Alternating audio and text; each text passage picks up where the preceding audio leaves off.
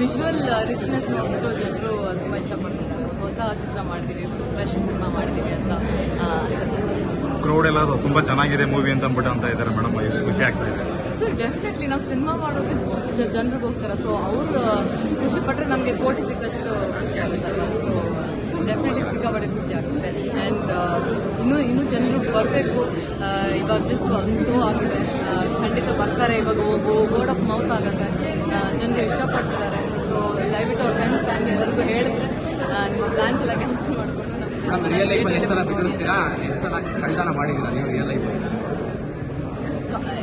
ಪ್ರತಿ ಮನುಷ್ಯನರು ಒಬ್ಬ ಕಳ್ಳ ಇದ್ದಾನೆ. ಸೊ ಕಳ್ತನ ಚಿಕ್ಕ ಪುಟ್ಟ ಕಳ್ತನ ನಮ್ಮ ಮನೇಲೇ ಮಾಡ್ತಿರ್ತೀನಿ. ನಂಗೆ ತುಪ್ಪ ಅಂದರೆ ತುಂಬ ಇಷ್ಟ. ಸೊ ನಾನು ನಮ್ಮ ಮನೇಲಿ ತುಪ್ಪ ಕಳ್ಳಿ ಅಂತಂದರೆ ನಮ್ಮಮ್ಮ ಹೌಸ್ ಇರ್ತಾರೆ. ಸೊ ಅದು ಸಣ್ಣ ಪುಟ್ಟ ಸ್ಕೂಲಲ್ಲಿ ಇದ್ದಾಗೆಲ್ಲ ಮಾಡಿರ್ತೀವೆಲ್ಲ. ಹೌದು, ಆಕ್ಚುಲಿ ಇಡೀ ಅಂದ್ರೆ ಕಳ್ತನ ಮಾಡಿದ್ರು ಇಡೀ ಕರ್ನಾಟಕದ ಜನತೆನ ಮನಸ್ಸಿಗೆ ಕಟ್ಟಿದ್ದೀರಾ ಮತ್ತೆ ಅದಕ್ಕೆ ತಾನೇ ಬಂದಿರೋದು ಇಂಡಸ್ಟ್ರಿಗೆ. ಗಾಲಿ ಇವತ್ತು ಓಪನಿಂಗ್ ಫಸ್ಟ್ ಫಸ್ಟ್ ಕಾಯ್ತಾ ಇದ್ದೆ ಎಲ್ಲರೂ. ಸೊ ಒಂದು ಒಳ್ಳೆ ಓಪನಿಂಗ್ ಸಿಕ್ಕಿದೆ.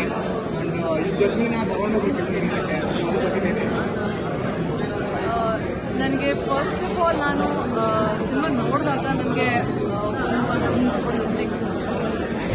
ಸ್ವಲ್ಪ ನಂಬಕ್ಕೆ ಆಗಲಿಲ್ಲ. ನಾನು ಡಾಲಿ ಸರ್ ಜೊತೆ ನಾನು ಮಾಡ್ತಿದ್ದೀನಿ, ನಾನು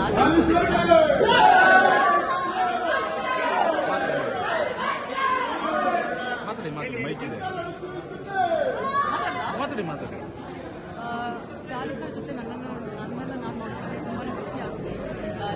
ನಮ್ಮಿಬ್ಬರು ಕೆಮಿಸ್ಟ್ರಿ ತುಂಬಾ ಕ್ಯೂಟಾಗಿ ಬಂದಿದೆ ಅಂತ ಎಲ್ಲರೂ ಹೇಳ್ತಿದ್ದಾರೆ. ಸೊ ಎಲ್ಲೋ ಒಂದು ಕಡೆ ನಾವು ಗೆದ್ದಿದ್ದೀವಿ, ಅವ್ರ ಮ್ಯಾಜಿಕ್ ಕ್ರಿಯೇಟ್ ಮಾಡೋದು